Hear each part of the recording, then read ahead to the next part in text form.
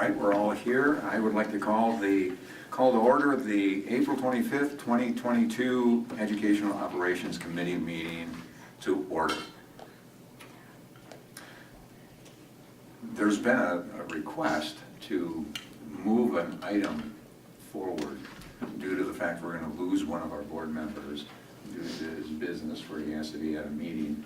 And if we don't get to that, he won't be able to be a part of that vote. And we're talking about the middle school math situation, which is at the end. Would there be anyone in opposition to not move that to the first position? Could do public comments first. Yeah, okay. Yeah. We can do that. Okay, so do it right, and we'll approve the minutes and then public comment, and then we'll move to that specific item. How's that? All right. Thank you. All right, with that, I'm seeking a motion to approve the minutes from the March 28th, 2022 meeting. So moved. Second.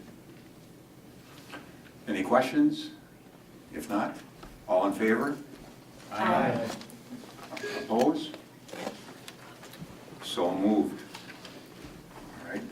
We're now at the public comment, public and student comment. I would just like to read a couple of things before we continue.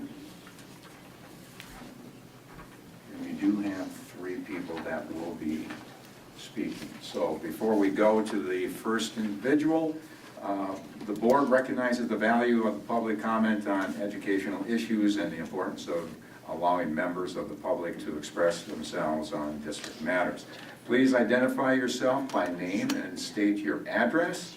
Each statement made by a participant shall be limited to 3 minutes, 3-minute duration, and Ms. Peck will identify time remaining with a sign that will be raised up.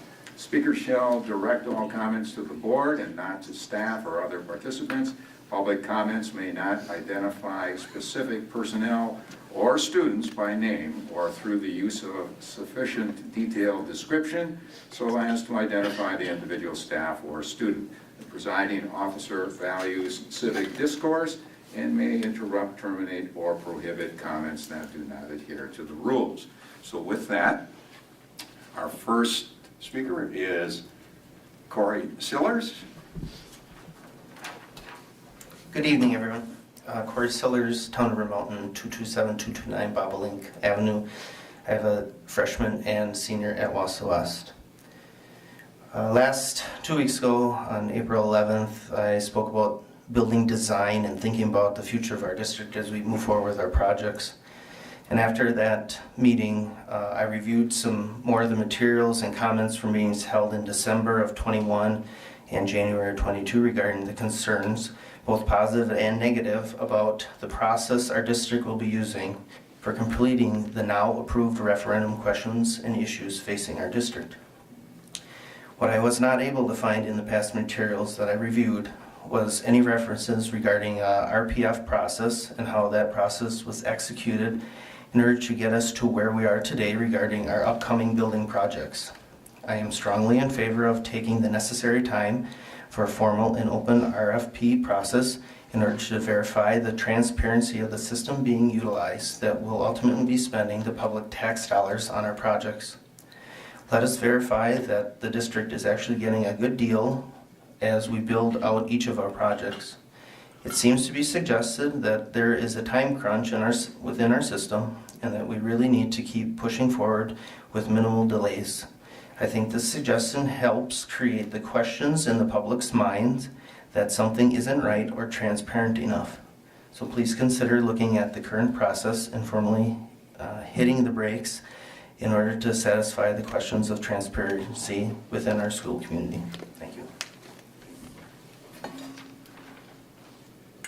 Our next speaker is Pamela Knizik.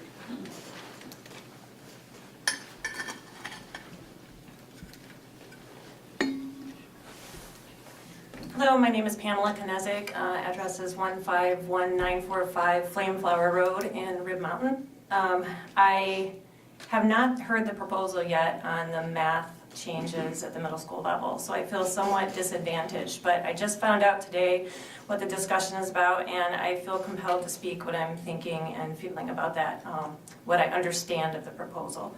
I will be interested to hear more about it. My story, we moved here from a small school district in southern Michigan in 2015, and it wasn't a move that we wanted to make, but we were really happy when we found out when we came to the West school system that, or the Wausau school system on the west side, that our students were going to be seen for who they are as students and recognized for the students that they are. We were really, really pleased when we moved here that John Muir and the staff there were really helpful at very purposefully figuring out the math level of our students. They were always very accelerated, but our school district back in Michigan was very focused on not leaving students behind, less focused on accelerated students. And so we were super pleased. Our 8th grader started in algebra. Our 7th grader got on the advanced path and took algebra as an 8th grader. And our 5th grader was allowed to do advanced math on a laptop at Rib Mountain, which ultimately led him to be in Mr. Moe's geometry class, geometry class in 8th grade. So we were thrilled that they were finally placed in what we thought was appropriate classes. We were even more thrilled as we moved on that our oldest two were recognized at even being more accelerated than where they were originally placed and given even more opportunities to advance on the math path. They ultimately, the oldest two graduated with Calc 2 and Calc 3 from the UW school, and my 3rd child, a junior right now, is on that same path and thankfully already signed up for Calc 2 and Calc 3 for next year. So the older two currently in college and both in STEM areas. My oldest is pre-med at UW-Madison, completing his junior year of coursework after 2 years in college, largely because of the 15 credits he earned on the advanced path of math as a Wausau West student. My 2nd oldest is at Columbia University in New York City doing applied math, physics, and computer science. Neither one of them would be where they are if it wasn't for the flexibility and accommodating nature of the Wausau School District, which we're very, very grateful for. You'll actually be receiving an email from one of those two expressing that gratitude. Had we not moved, which we didn't want to do, their trajectories would have been very different. The one at Columbia, he's one of only 2 freshmen allowed to take linear algebra. He's setting the curve. Just added computer science. Would he have done this if he was able to comp out of certain prereq math classes and allowed to explore his passions in math and sciences? This is what we're asking ourselves. Yes? Time's up? Oh, shoot. Okay, well, thank you. We don't want to see this ending, though. Okay. Thank you very much. Our next speaker is Mark Schomer. Not a speaker. Just bad old habits die hard. All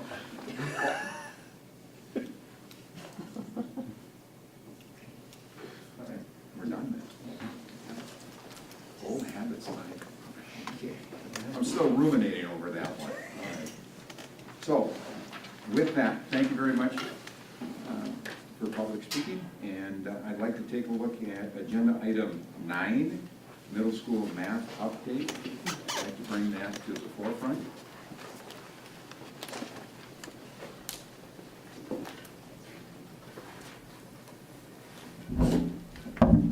Now you're in the list.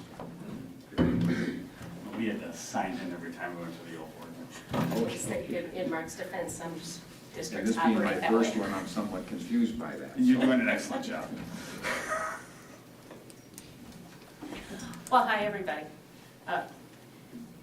As many of you know, and I think those listening at home know, the middle school mathematics pathway has generated lots of interest, and I am really excited about that. I'm glad people are interested.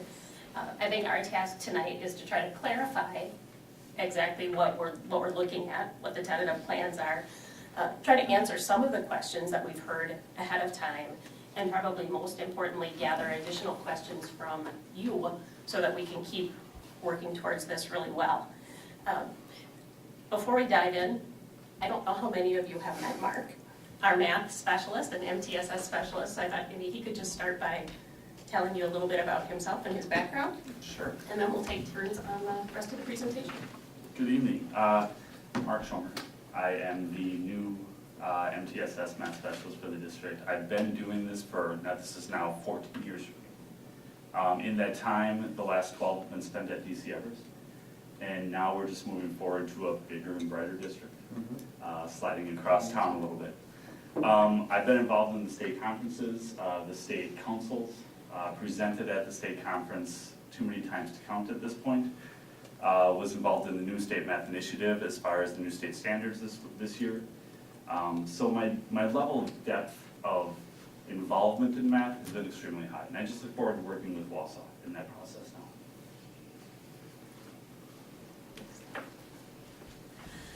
So you'll notice a leader in me theme across this. You've heard presentations on leader in me, and it's not just something that we hope our students use, it's something we're trying to use. So started with put first things first, really the big rocks. So what you see is looking at learning, achievement, and success are our mission. And so we've got some statements there about what we want for all of our students. And so this isn't unique to math at this point. This is all of our kids in all of the different areas. And please know that I would not bring you ideas that I really didn't feel were good for kids. The only thing I will ever bring you is things that I feel are really going to help our students move ahead. Along with that sometimes means taking some risks. So I don't mean to suggest that the things we're going to talk about tonight are going to be easy. They will probably be more work for some of the adults to start out, but I really do think they're going to help us do the things that you see here. Help all of our kids, whatever their label, whatever their future plan, whatever their identity is, to really get what they need when they need it and to keep moving forward. Sometimes we talk about meeting students where they are, and we should do that, but the goal is to meet them where they are and help them progress. So that's certainly something we're after. We want families involved. We want families to be able to make informed decisions with their students, whether it's about the course they're in or the path they're on, or if they need an alternate, like you heard one of our speakers talk about. We want to really make sure that students and families are collaborating. And then ultimately, of course, our goal is that all of our kids leave us with lots of doors open. They're college and career and life ready. They're set up for success. So those are our big rocks in looking at these and other decisions. So when we look at the mathematics though, we have some very specific goals when we consider the child in the mathematics realm. The first one is that as just a benchmark spot, we want every student to leave middle school Algebra 1 ready. So these would be minimum expectations. We're not putting the ceiling on it at this one. We're not saying we're going to limit kids to Algebra 1. We're saying we want every student to be ready for Algebra 1 when they leave the middle school. When they get ready to graduate, we want every child to have completed Algebra 2. There's very simple reasons for that. The very basic one is our state standards basically end at Algebra 2. So if we don't achieve that piece, we're also not achieving the expectations of the state. So we want to set a high bar for all kids, knowing all kids can reach these plateaus. But at the same time, we want to understand that kids can also achieve more, which is where the last one comes in. We want every student to enroll in at least one relevant math class their senior year. And there's a lot of reasons for that. One of the most basic ones is the number of studies that have been done on post-secondary students who don't take a math class before graduation and what ends up happening regardless of their major at that time. So those would be the basic math goals that we're trying to achieve and the minimum expectations at this point that we're shooting for. Oh, hang on, can we go back for just a second? With the college ready, career ready, life ready, that's the redefining ready concept that Wisconsin has adopted. You've heard me talk about that a little bit before. It gives us a variety of research-based metrics to look at what does it really mean to be ready when you leave high school. And so that is national research, and that also supports not only the Algebra 2, but that idea of a relevant class beyond that if you can get there, which we would want all of our kids to. And that could be something like IB, it could be an AP, it could be a dual credit. And the research talks about the kids who make it successfully through Algebra 2 are much more likely to find success when they leave us. One of the specific examples is they're twice as likely to complete a four-year degree if that's something in their path. The students that experience something like IB or AP or a dual credit, they're about 17% more likely to persist all the way through a four-year degree and 30% more likely to persist through a two-year degree. So when we talk about kids leaving us with all the doors open, making sure they can get to Algebra 2 opens more doors. Doesn't have to pigeonhole them into a certain career or a certain path, but just opens more doors. Thanks. So the process began very early in the year, to be honest. We looked at a lot of data from all the way back from 2016, all the way to the current, acknowledging that some of the current data we have to take with a grain of salt because we have interesting and educational situations over the past couple of years. We talked to every single math teacher, G teacher, special ed teacher. We asked them if they wanted to be involved in the committee. We ended up with 23 staff members who wanted to be involved in a committee that was going to really look at the 6-12 math sequencing. And we were planning it out in 3 separate phases.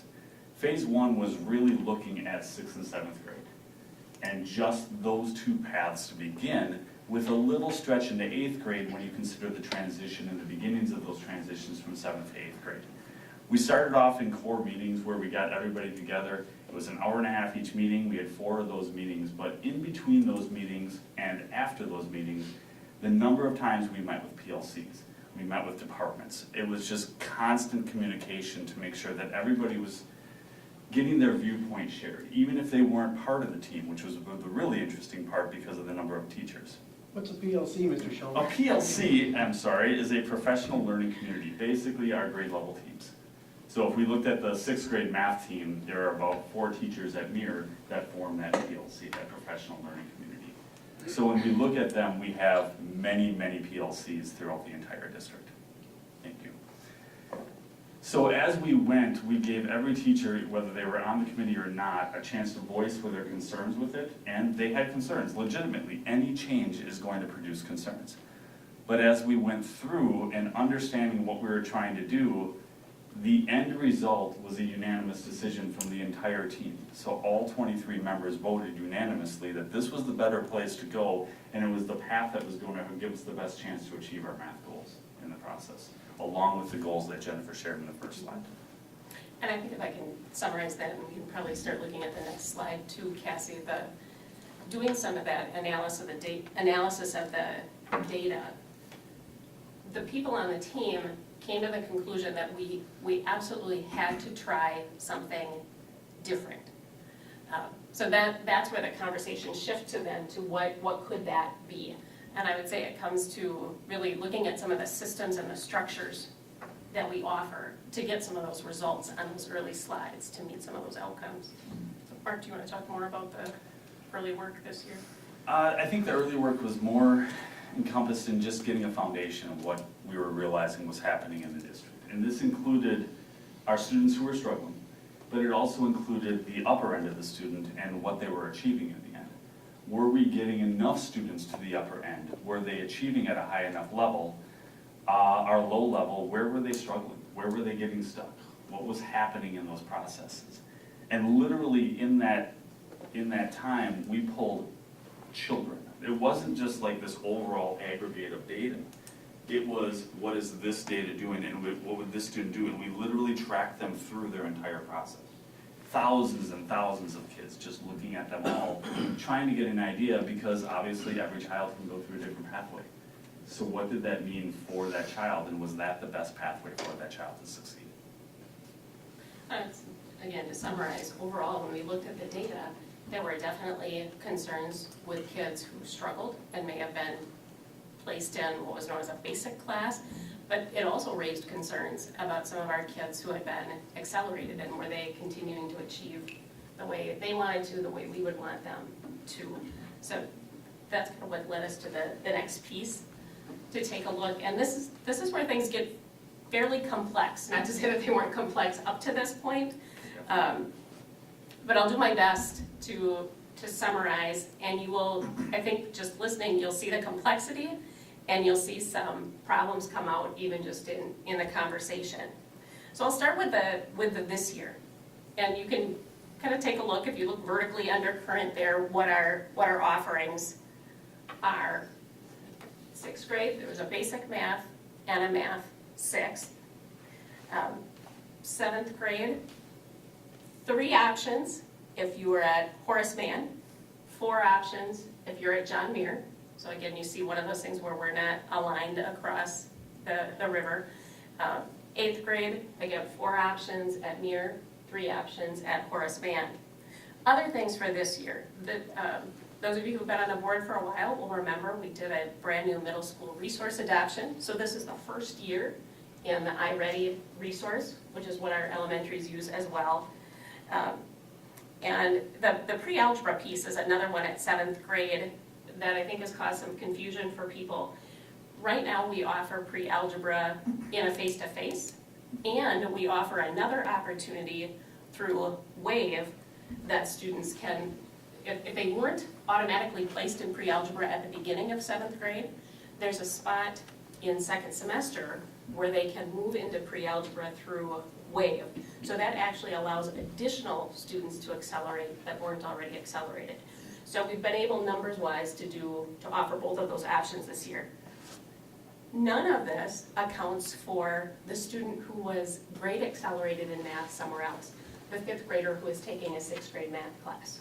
The 7th grader who's taking an 8th grade math class. And the 3rd grader who's taking a 4th grade math class. All of those things happen separate from this. So this slide kind of gives you the overall where most of our kids fall, but there are always going to be students on either end that maybe need something completely different. We would probably talk about it as a tier 3. And so those aren't represented on this slide, but they do exist. And I think that's where we can, go ahead. So everybody knows, a tier 3 for RTI, you want to explain that a little bit? Sure. So if just to do the tiers, tier 1 is universal, everybody gets this instruction, and it's still differentiated, it's still tailored to students within that group, but it's a really high quality core curriculum that everyone gets with some in-class differentiation. Then you can get to a tier 2. And again, this could be because you need additional support because you're missing pieces of learning, or it could be because you're accelerated in learning and you need more or you need more depth. So tier 2 tends to be smaller groups of students. They tend to be very flexible groups, come together because you have a specific need, you address that need, but you're still getting the core curriculum. Tier 3 is you need something different. Your needs are very unique and you just need something else. It could be to grade accelerate, it could be a completely different course, it could be a different kind of support, but that's the most different and usually the smallest number of students. So with that, I guess part of the message is like you're seeing the big picture, but please know that we always are willing to work with individual students and families, and that goes back to that original slide about we want families to be able to make informed decisions. We want to hear from families what they know about their child that might inform some of the things we offer. So that personalization is always there. So that's what's been going on this year. Looking to next year, we're looking at Math 6th at 6th grade. And probably the easiest way to think about that is to think about an elementary model where everybody's in 3rd grade math, everybody's in 4th grade math, everybody's in 5th grade math. And then we differentiate, we offer options within the same classroom to make sure it's meeting your needs. Now the asterisk on that is other than the child who maybe is grade accelerated or course accelerated. Those would be those outside the norm. Then in 7th grade, Math 7, and keeping pre-algebra. Pre-algebra has the 3 asterisks up here because when we were making, and there's another odd school thing, about December, we start looking at staffing based on the number of students that need certain courses for the following year. So when we were looking at students' mid-year performance in math and starting to think about what we would need, at that point, it didn't look like we were going to have enough students qualify for pre-algebra to offer an in-person class.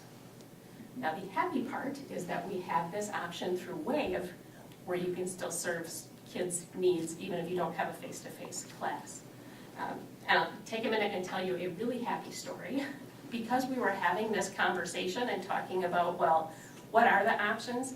We actually have 13 7th graders right now who, their teachers were involved in these conversations. They looked at the kids and said, you know, although this child is in Math 7, I think he or she could be really successful in pre-algebra. They started pre-algebra at the end of third quarter through WAVE with support of their classroom teachers. And some of our in-person classroom teachers are also the WAVE teachers, which is really, really helpful. So it's within our district, it's not a state teacher. And so those students would normally have all of fourth quarter and the summer to complete. Well, the 13 that are recommended and being supported by their classroom teachers are all on track to complete by the end of the school year. So we will have 13 additional students moving into pre-algebra next year because we were having these conversations. I'm really excited about that, if you can't tell. And then 8th grade, Math 8 and Algebra 1.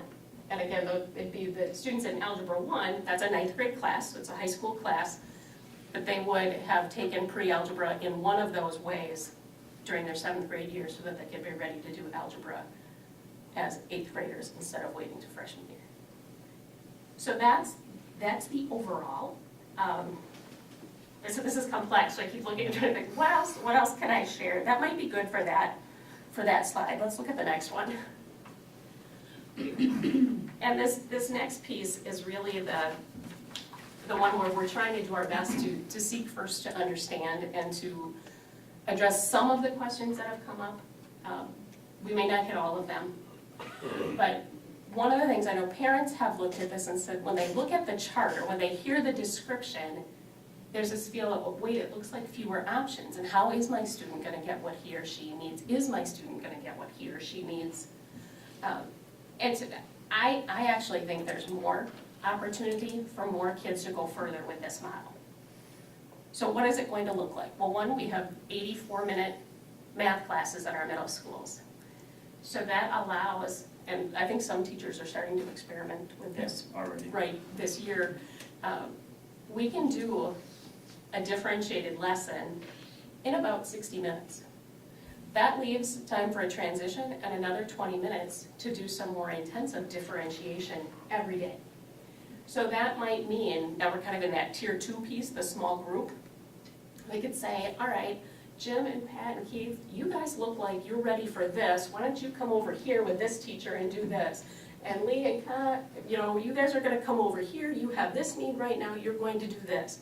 And the next day, they might be in those same groups, or they could be grouped differently depending on what happens. So it really gives a lot of flexibility for everybody to get the core, high-quality core curriculum and get some specialized learning tailored to them right in the same class period. It gives an opportunity to use some of the resources we have, like within the iReady resources, there's some individualized pathways that are available online. Students can work in there and it's paced and tailored to them. Doesn't replace teacher instruction, but it's another personalized support. We can use the WAVE resources.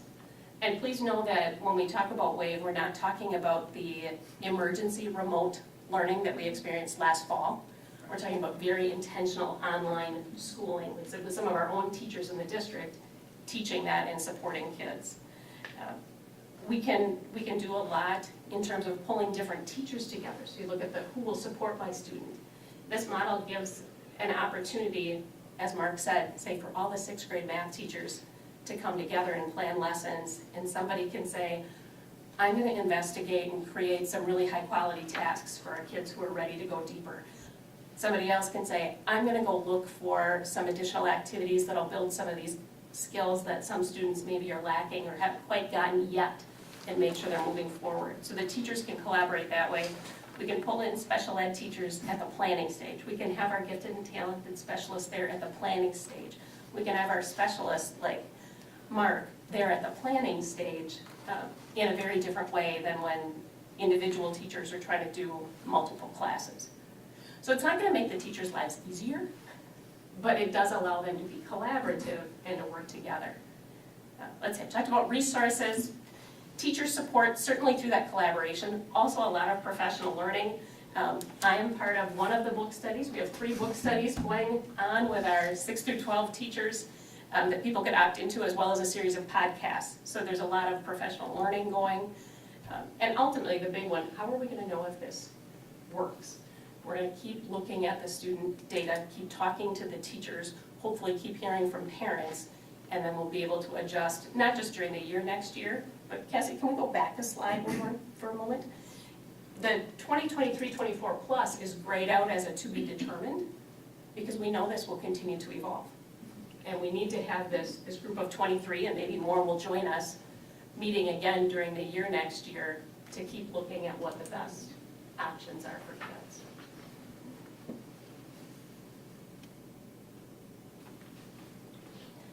I think we can go forward with that. Go ahead, Mark. So when we look at that and we look at, consider that 22-23 school year and then now the 23-24 coming up in 2 years, the process isn't finished and it's never ever going to be finished because our kids are always continuously changing.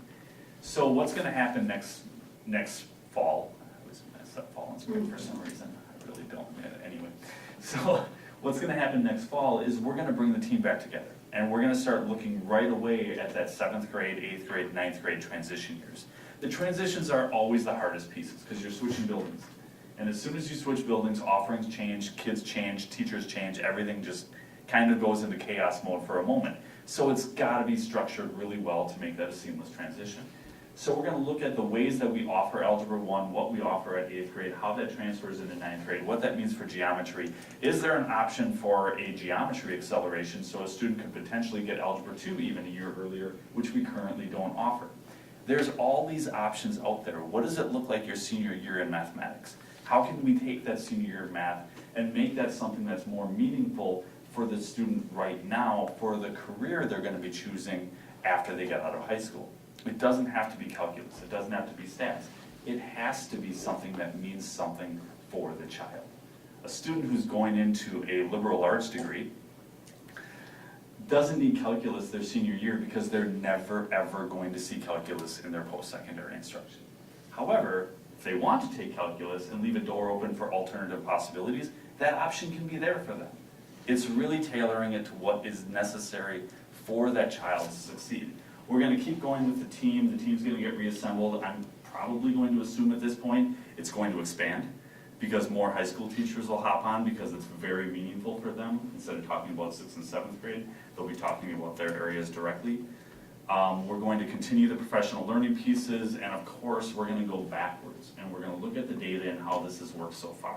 So once we get to that winter screener for next year and we have some information coming in, we're going to come back and readdress what's happening in 6 and 7 and how does that happen moving forward. And then in next year, we're going to readdress it again. And we're just going to keep this process going until we feel this is pretty solid and we can move forward with this. Yeah, I think, again, just to go back to the leader in me, the sharpen the saw piece is on this one.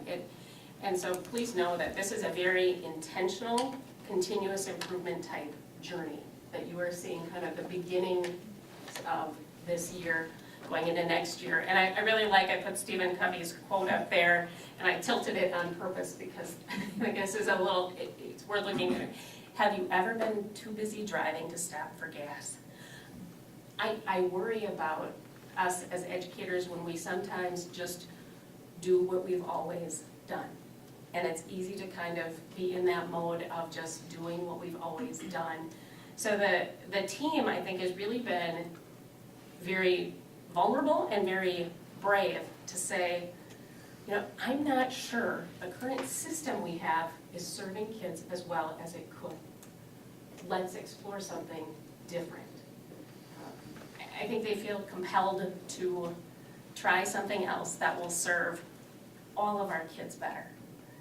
So we want to take that risk. We want to learn from it, we want kids to learn, and we want to be on this continuous improvement journey. I think that brings us to the end. You've got all 7 habits there. You've got Wisconsin's vision for math. And boy, we put a lot of information out here. Really excited to know what questions do you have? How can we continue this work in a way that'll be helpful going forward? Questions? I've got a couple, if I may. So, the fundamental change from, take 6th grade for example, going from basic math 6 and math 6 to everybody's in math 6. Mhm. Are all the kids that are in basic math 6 today, do they all get A's? No. So by changing the curriculum to what I'm assuming is more rigorous, that's going to help them how? They're gonna get standard-based instruction. They're gonna get instruction at a level that's going to allow them to continue forward. So right now in basic, if I went to a mechanics, if I went to get my car fixed, and I decided to go in there and start playing around with the engine, I can play around with the engine, I can unscrew a bolt, and I can do a few things like that, but I need way more training to be able to access what they're capable of doing. Right now, if you're a student in Math 6, your option to go to, if you're in, basic Math 6, your option to go to Math 7 is drastically limited. You're not gonna get through the content. So we're gonna ask students in basic Math 6 to get through the exact same level of content understanding as they do in Math 7, to go into Math 7. And we can logically say that's not going to happen, because they didn't have the same level of exposure, the same depth, the same rigor. So moving up to a Math 7 the next year probably isn't going to happen very likely. And it doesn't. Our data shows it's extremely rare that that happens. In other words, if you were placed in basic math in 6th grade, the way our system is set up now, you will likely find yourself in basic math in 7th grade and in 8th grade, and you will not get to algebra on track, and you will not get to algebra 2 before you finish. And we're gonna But they close got our in basic doors. math 6 for a reason, right? I mean, it's based on ability. So, I mean, by changing the curriculum, I don't see how you're fundamentally changing where the need is. If I knew how to do math 6, I'd be in it. Are you asking how they're going to be successful in math 6? Right, because, I mean, to me, all of this, this change could be accomplished by simply saying, our basic math 6 curriculum now becomes math 6 curriculum. And I think the issue is that we've had the same curricular resources in the basic math and the regular math for a lot more years than I've been here. Yeah. And the kids haven't moved. So So you're the using idea the is same that- curriculum today? Basic math and math Basic 6? math and math six are the Same identical resources. Everybody's in an iReady resource right now. Before that, everybody had the Carnegie books. And when kids get placed in a basic, it changes the way they view themselves as learners and what they're capable of. It changes the way, the expectations that the teachers have, and it slows down versus it, and you're also taking a whole bunch of students who struggle and putting them all together In one room. versus students who have, maybe have a few gaps, but they're in a classroom where they're talking to other students who understand more, and the teacher can expose them to more. And then, as I said before, you will have a multilingual teacher can be available for planning and support. A special education teacher can be available for planning and support. A math specialist can be available to help with the teacher planning to build in those differentiated supports in the same classroom. I get all that, and the theory of rising tide raises all the ships, right? But then how is a teacher supposed to, for a student who's in math 6, math 7, whatever it is, you're gonna intermingle all those abilities now. How can that teacher, in theory, have the same amount of time to push that entire class along at the pace that they do? First, I think we have to go on the assumption that every child can learn. That's the first assumption, I would say. Well, And I'm not saying Sure. that you don't, but it's a very common misconception, is that once a student goes into basic math, they're in basic math because they just can't figure this stuff out. And that happens a lot, and the reality is these students, many of them are misplaced due to behaviors or family instances over the past couple of years than it is more academics. Because one dominoes out into the other very quickly. If a student doesn't do homework, they're probably going to struggle more on their assessments than a student who does the homework. Doesn't actually mean that they're not capable of doing it. Some of the students who don't do the homework are some of the brightest kids. They're just really stubborn. Sure. But by changing this, does that mean they're now gonna do the homework? No, not necessarily, but it does raise the level of conversation in the classroom. And it might increase the relevance of what they're being asked to do, And Mark, you probably have the percentages better than I do. We place an awful lot of kids in basic math, way more than we probably should. Do you have it? 25%. Okay. And it goes up every year. So in sixth grade, 25% of our kids are placed. By the time they get to the freshman year, 31% of our students are placed in a remedial track mathematics. So it's not Okay. like these kids go in and come out. They go in and they stay in. By the time you get to the senior year, 40% of students are either not achieving Algebra 2, which is technically a junior year level, or they're not even enrolled in mathematics anymore. Okay. What happens to the kids now we're not offering enriched math 7 or pre-algebra, no enriched math 8? Do all enriched math 7 students automatically go into pre-algebra? It depends on their performance. So many of them may be eligible for it. It depends on their math achievement. But if not all, right now they're identified as being in an enriched math course for a reason. If they're not all going to go into pre-algebra, by default, some of them are going to go back into math 7. No, Math they eight. would go, so a sixth grader right now, going into seventh grade, could be placed in math 7 or in pre-algebra. A seventh grader right now who's in math 7 would probably go to math 8. A seventh grader right now in pre-algebra would go to algebra 1 in 8th grade.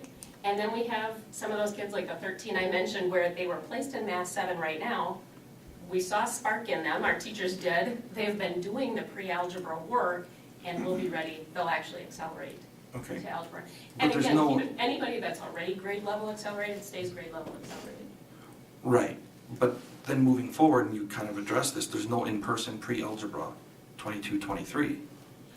Based on the numbers we had in December, it looked like we would not have enough students to run in person, so they would do it through the WAVE model with support from the teachers in the building. In 2 weeks, I believe, students will take the iReady diagnostic and the FastBridge math test again, and we'll look at the numbers and see. Can I just interrupt your question, Pat? Just Yeah. it's tied to that. You said there weren't enough pre-algebra students to justify an in-person class. Does that count all of the enriched math students that will no longer get enriched math? So we're. Sorry, I didn't have this on. I know you heard me, but Go ahead. so you said the numbers for pre-algebra didn't justify an in-person class, but does that count all of the enriched math students who no longer get enriched math, who could instead take pre-algebra? So the, Sorry, Pat, for you're jumping over talking about questions, but the current sixth graders moving into their seventh grade, what's their option? well, because Pat talked about how enriched math goes away, so they either go back to just the standard grade level or they go into the pre-algebra. And so when you're counting the numbers of pre-algebra students for trying to figure out staffing, Sure. does that count the students that otherwise would have been in enriched math but now no longer get that option? So it'd be looking at the sixth graders regardless of placement this year. What are their scores telling us, their iReady and their FastBridge scores? Do they tell us that they are ready for pre-algebra? If they do, they will get pre-algebra. If not, they would be in math 7. Still differentiated. So, maybe I'm strong in this part of it, and then there'd be those opportunities to go deeper. And if I struggle more over here, or if I don't have the same background, I might get additional support to make sure I understand it. So they get differentiation within, but you're right, if they are, as sixth grade, if their sixth grade performance says you're ready for math 7, you go to math 7. If it says you're ready for pre-algebra, you go to pre-algebra. And so, I actually think our pre-algebra numbers could go up over time based on this. but if the standards don't change, that means then the students that previously would have qualified for 7th grade enriched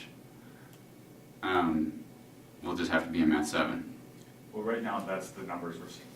And meaning that, what I mean by that is, we have a situation right now, we're coming out of a situation the last couple of years where our instruction was not able to be what it normally is. So in that situation, we have a population of students who we want to say is performing at a standard level. But the reality is, we have a little ways to go to close those gaps yet. And the entire nation is dealing with that problem. I think the other piece is, remember that right now the 4 levels with that enriched 7 and enriched 8 is only being offered at John Muir. Well, that was one of the Horace questions Mann on my has- list. Has already done that collapse of Math 7 and enriched scheduled together, and the kids are being successful and moving forward. Same thing at 8th grade. How long have they done that? At least a year, and I apologize, this is only year 2 for me, so I'd have to go back and ask somebody in the building to make sure. If But I for may sure just this year. interject here. Yeah. He's gotta go, No, so. this is fine. I just got a couple more. So there's no data in this presentation. I know you say that the data supports this. I would like to see that data Okay. that actually is driving the decision. Given that it's math, it seems like it's relevant. Yeah. And also in terms of the whole learning theories, because when I saw that, I found this, I guess not surprising, but I was expecting to see something in here about how does it work, teaching kids of like abilities versus mixing them. Sure. And when I went out and did a layman's research of what's out in the literature, Hamlin University 2020 did a study, 50-some pages. I don't profess to fully understand all that's in there. The main findings out of that study: utilizing the correct grouping method does have a clear and significant effect in improving student opinions about how efficient and how engaging the classroom learning experience becomes. We observed a substantial increase in student mathematical achievement on both the test score level and on the level of how students feel about their classroom learning environment after the grouping method changed to an ability grouping method. From those collective conclusions, we assumed that changing the grouping method to one that fits the context of the group of students and their needs did have a positive impact versus mixed grouping ability. Our results indicate there was a substantial increase in mathematical development in students after switching from mixed grouping to ability grouping. We observed a substantial increase in student mathematical achievement on both the test score level and on the level of how students feel about their classroom learning after the ability grouping method change. And finally, also, we saw that after the grouping method for the class adapted to the students felt better in the class and were more engaged. I couldn't find anything that said going this other route, where it's, again, the blending and the rising time. I couldn't find anything that says that's I better. can find that for you. We can, There's a yes, we quote have it, noted. can absolutely Yeah. bring it. Maybe a quick Yeah. hit, do you want to talk about Hattie's So research just Hattie briefly? is, John Hattie is It's a meta researcher. thank you, I was missing the word. He has his, I'm fumbling right now. All right. He has his just effect put the numbers. sizes, and his effect sizes basically show the effectiveness of this particular strategy, ability grouping being one of them. The effect size that we look for is anything 0.4 or greater, that's called the hinge point. So an effect size on ability grouping is 0.12, So it's much much lower. lower. Anything below 0.4 is considered not effective. 0.4 is considered minimally effective. So if you think of a scale from 0 to 1, if 0.4 is here and 0.12 is here, we try to deal with effect sizes around 0.7, 0.8, which would be differentiated instruction, which would be small group instruction. Those are some of the higher effect size pieces. And we can bring We can more bring that. on, not just Hattie's work, but when I talk about him being a meta researcher, so he researches the research. So he gathers Sure. a variety of studies, puts it together and does a meta-analysis. And that idea is that students will grow in their achievement simply by being alive for another year. So to get past kind of the baseline of just, but you grow and develop simply because you are here and you exist, which is a good thing. But we should be able to do better than that. We should be able to do at least a year's growth in a year's time, if not more than a year's growth in a year's time. And that's where the 0.4 or better is that more than a year's growth in a year's time. Did you guys talk to any kids who are in, let's say today you have kids that are freshmen who are mixed in right now in high school with juniors and seniors in geometry? Have you talked to either of those groups and asked them what the engagement was like? I'm not sure which. So if you have a freshman group in geometry, Sure. you also have, let's say, a handful of seniors in that same classroom, okay? Yep. Talk to the kids and ask them what the engagement is like. That's a suggestion or question, because I have, and the response that I've gotten every time is that those that are the upperclassmen that are in these classes, the engagement still is not there. And that's kids' feedback, saying, we're doing the work, and yes, so-and-so copies and blah, blah, blah, which I'm sure is an overarching statement. It's not, you know, there's no kind of causation or data to support it, but that's the impression. So to me, that's even another concern, that it's going to cause more of that same type of behavior. Because at least anecdotally, we're not seeing or hearing about kids who are in these mixed environments suddenly blossoming and feeling more comfortable in the classroom. Which is what this particular study talked a lot about, was, you know, the child's comfort level and feeling confident and being able to engage and raise their hand and not feel like they're going to be, you know, wrong, for lack of a better term, that feeling is much better when they're in that grouping of ability level. So that, I guess, when I put all that together, this to me just seems like it is, I don't want to say misguided, because that's too strong of a term, but I don't know how it impacts and how it positively is going to drive achievement, especially in the upper levels. It seems like it's When you say upper levels, you're saying high school levels? no, like advanced learners. Okay. Can I add something? Yeah. So I have the same concern as Pat does as well. So when I was in high school, went to Wausau East, I was one of those students where I was mixed in with higher math class, because I was not a good math student. And so for me, that was a struggle to be in a class with, so let's say, you know, I'm a sophomore and I'm in a class full of juniors. For me, that was very hard for me because I didn't know anyone. I was afraid to raise my hand because I was afraid that, you know, I was going to get the answer wrong. Because basically, I was told that I wasn't good at math, and so I have to be, you know, in a different class than my other peers. And so I carried that with me all the way through college. When I was in college, my math professor and we were attached at the hip. Like, anytime I had any time off, I was in his office because I struggled with math that much. So I would have the same concerns as Pat too. Could I try to, I wonder if, what I'm hearing the board ask about is, what does this really look like in practice, right? How can a teacher make this work, right, if we do this?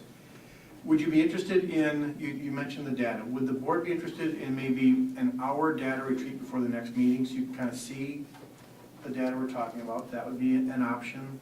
I hear a little bit of interest in some educational research, which you can never talk too much about educational research. Maybe some student feedback and maybe a few examples of districts with this untracked system and see how they're doing. Does that sound like some info that would be helpful to the board?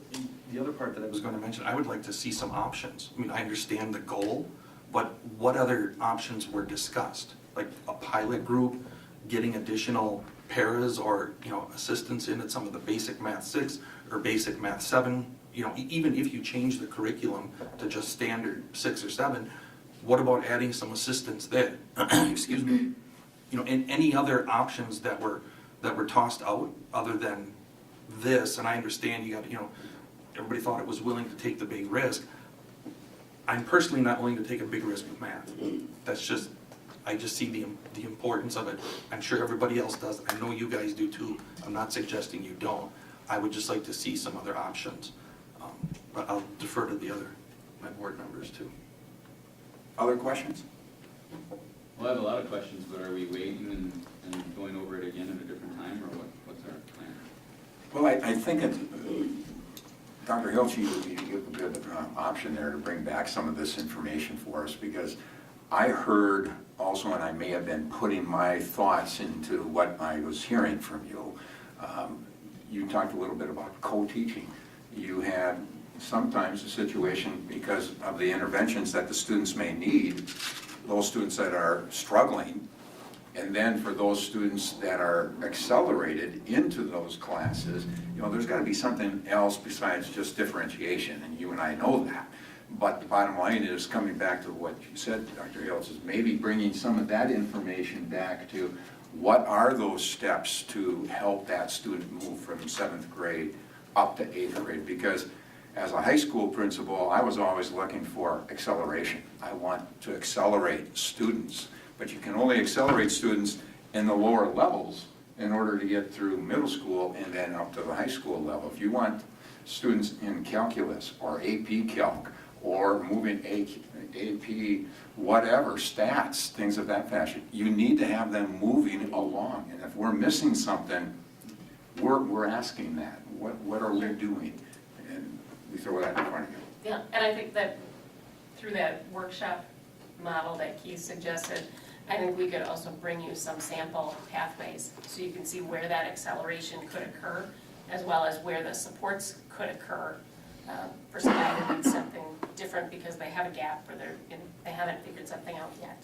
Because there are students that may be at this level, but all of a sudden it starts to click, and now they're behind in the classes that they are. We need to have a plan for those students to accelerate in order to move further ahead, and not just to catch up, but Right. move further ahead. Yep. Because now all of a sudden, I'm a math person, I'm understanding. Bell went off. Okay, so, anything else? Any other questions? Yeah. Go. Okay. So, and maybe some of this will be stuff that you'll get back to us on. One of the examples that I was given, and I'd like to know what your thoughts are, is let's say we have a student who, and I was looking here because I've got the Sure. slide.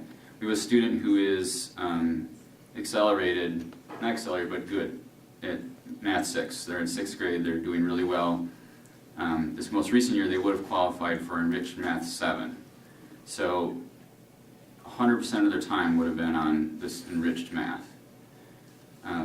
But now next year, instead, they'll be in Math 7, where they will spend 80% of their time on that core, and then they'll get differentiated instruction for 20% of the time. I don't know what the percentages are, but Sure, I know what you're so, saying, yeah. so a parent says, why is my student going to be bored for 80% of the time going over the parts that are easy and only getting 20% of the enrichment time? How is that better for him or her than having 100% enrichment time that they would have had last year? And you may have an answer for that. I do not have an answer for Sure. that, because that argument makes a lot of sense to me. I wonder that, yeah, that's a good question. Wouldn't that student be better off having 100% enriched time instead of only 20% differentiated instruction? So that's one question. I'd like to know what the numbers were for the pre-algebra in terms of how many would have qualified for it and what the options would be for hiring somebody for that. I think that sometimes we need to remember that our accelerated students are special needs students, and we need to treat them as such. They're on the opposite end of the special needs spectrum of what we normally consider, but I think we need to devote the same attention and resources to what we would do. So if we have a student who's just amazing and they're taking geometry in middle school, that's fine. That student needs that as much as the student that needs what we normally would call special services. And so I think we need to look at that with that in mind. Lance, I just Yeah. want to make sure I'm understanding the questions. Looking at if the numbers continue to suggest, boy, we wouldn't normally staff a full in-person section for that, you're looking at, well, what would it take to do an in-person section, and maybe what are some of the other scenarios that would get kids that need, and kind of the good or bad, Because different we have options. students on the opposite end of the spectrum. I know some of it's required, but that we have full-time staff for one person, Sure, for one student. And so when we're on the opposite end and we have students that need the accelerated learning, I think we have to look beyond our normal class size justifications that we normally use. Because it's not just an elective option, and we use that for elective options, like, sorry, there aren't enough students filling this elective option this Sure. year. And we have to do it that way. We can't fill every single class with 10 kids, but if you got 10 students that normally wouldn't satisfy a class, but they're accelerated, I think we have to give them the same funding considerations that we would give on the opposite end of that. Another question I have, and this one you can probably answer right now, just because this is just from my lack of understanding, is Math 8 basically pre-algebra? It is. So couldn't those students that we just talked about just take Math 8 in person? Do you want to answer that one? or you? You go ahead. So, you run into house issues and scheduling issues within the building. So it depends on where it falls. As far as a 7th grade student's gonna have different opportunities in their encore courses at times than an 8th grade student was. So it doesn't necessarily align like that, and it's one thing we can't really plan for. So they go take the Math 8 class, but it falls in the same time as their encore class in Which 7th could be grade, and they required can't class take by it. the state and can't do anything. Or it could be, that's probably 6th grade, you run into some of those requirements. In 7th or 8th grade, it might be a scenario we could offer to a student and family. I think about my own approach, that'd be very hard to say, well, you can have this math class or you can have band. That doesn't seem like a good choice. So it might be one of the options we present, but I like the way you phrased that of like, can you come up with multiple scenarios and what are the good and bad of each? So yes, I mean, we do grade accelerate students and we have a practice for that. And sometimes things like our schedule get in the way of making that really slick. And I So think, want parents to know what they Some can people or that can't do. contacted us thought grade acceleration was going away, so I'm glad you've mentioned that multiple times tonight. Right, that will not go It's away. not going anywhere. I noticed in the slide deck that it said that department chairs were involved. Were there high school department chairs involved in this team? And Okay. middle school both, yes. Okay. Another, I think this is maybe a basic question. If a student is taking pre-algebra in 7th grade, do they also take Math 7 as well? And pre-algebra is just an extra thing, or it replaces Math 7? So current, or as we go? Give me both. So currently, right now, we do have some students who are doubling. And because these are the 13 students who were not at all accelerated prior to this semester. Right, So so that's a they- unique situation. The other ones, no, they're currently there in pre-algebra. So the only ones that are double are the ones that start off in Math 7, partway Yes. through the year, it's recognized, hey, you know what, you could probably take pre-algebra through WAVE and get it out of the way. Yeah, at the same and the time. rationale for that is really simple. If we just said, okay, you know what, you're doing great, next year you're gonna jump to algebra, there's a whole year of concepts that they should have had an opportunity to be exposed to and learn to be successful in algebra. And I think that's one of the biggest things that we're trying to accomplish is finding pathways to acceleration and to support all students without skipping core content. And I think you can compact and you can prioritize, but to just flat out skip all of a grade level is probably not in a student's best interest. But again, having some of our math teachers who are in-person math teachers and WAVE math teachers has allowed them to, I think, really tailor that to students, to say, okay, like you can set this aside, but we do want you to do this piece and kind of blend those. Even the pre-algebra does that a little, the face-to-face pre-algebra. It's an intense pace to try to get the prioritized pieces of 2 years of content in one. And we sometimes lose students along the way. And students who are, they're eligible and they start and they say, this is not for me. One other question I had several others, but most of them got answered, so when a proposal like this comes out, the people that contact us are the ones that don't agree with it, not the ones that agree with it. Sure. And so usually it's ones contacting us that have had a great, so they contact us with positive stories of how great the old system worked. And so we've heard from many families who the accelerated math has just done wonders for them. And so a question that I have is, you said some of the data shows that the accelerated math doesn't actually help the students. And I know you didn't say all the students, of course. It's a portion of them. Is it possible that that is caused by a problem with who we put in the accelerated math path as opposed to the accelerated math path itself? Because obviously the accelerated math path works for some students, but maybe some students who didn't succeed shouldn't have been in that path. The path is fine. They just shouldn't have been in it. I think that's valuable. I mean, that's a great point. It's one of the pieces that we keep bringing up is the earlier we accelerate, the more dangerous it is. And not saying we can't accelerate it at an early age, but if you're a student, and if you get accelerated at, let's say, 5th to 6th grade, we're just gonna make this up for now and have a fun situation. As the student moves forward, if this student no longer has an interest in a STEM career, science, technology, engineering, or math, they don't have any need to take those courses in the later high school years.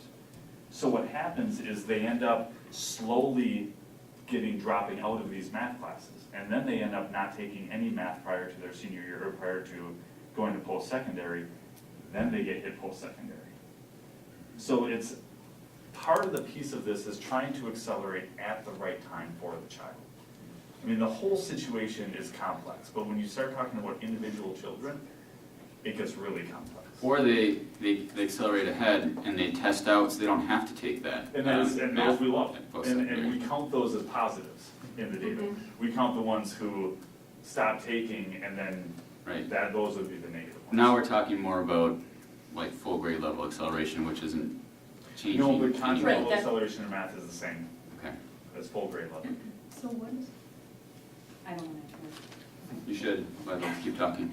I have a lot of questions too, but what then is the negative data in that place that you find from those accelerated students? Is it just that they don't take a math class as a senior, or it's that they're in their post-secondary experience, they're not doing well? It's actually neither. They start looping. And what I mean by that is they will go into a course and they just loop back into that course because they're not getting past that course. So somewhere in their acceleration process, they may have jumped a course, which has been a pattern that we've had, where a 5th grade student all of a sudden goes to 7th grade math and they jumped a whole course. And when that happens, that gap is going to show up at some point in the future. So what happens is they go to a later course, they have this gap and they are not able to do it, and all of a sudden they get a lower grade and they just start spitting in this course. It would be the equivalent of a basic math student who ends up trying to get past Algebra 1 and can't get past Algebra 1. And we say, well, yeah, they struggle in math. The same thing happens on the other end when a student has excessive gaps due to the acceleration.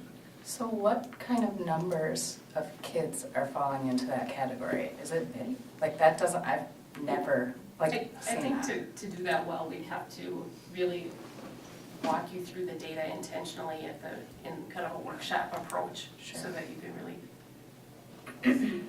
So one of my questions with regard to the pre-algebra piece that we weren't able to speak of earlier was, right now, you said the numbers don't justify an in-person. I completely agree with Lance that these are special education needs on that end that need to be addressed. And I'm just kind of wondering how, because you kind of explained that pre-alg course it's pretty high-paced and intense, and it's only going to be offered in a virtual setting. Granted, WAVE is phenomenally better than what we saw in the past 2 years of crisis virtual schooling. However, the research shows about 30% of students are successful with virtual learning. And now we're going to force 100% of these students to get pre-alg virtually. And I'm not sure that that's offering those kids what is actually their need or how to best serve those students. So I guess that's a question and or concern of mine. Additionally, having had children on every end of this spectrum and having recently walked it, I would maybe beg to differ a little bit of your take on the basic math student, in that some students are in basic math because they need to go at a really slow pace. And I completely agree that the rigor and the content need to be there so that they can continue to advance at grade level and achieve what the standards are at Alg 2. I get that, and if they're using the same curriculum, I would love to see that boosted then, because I can assure you that I, at least in my own experience, have a special ed student who would disengage because she doesn't feel successful in a regular ed setting because much like Haas shared, she doesn't feel safe to ask a question in that setting. She feels unsuccessful in that setting because everyone else is getting it and she's not.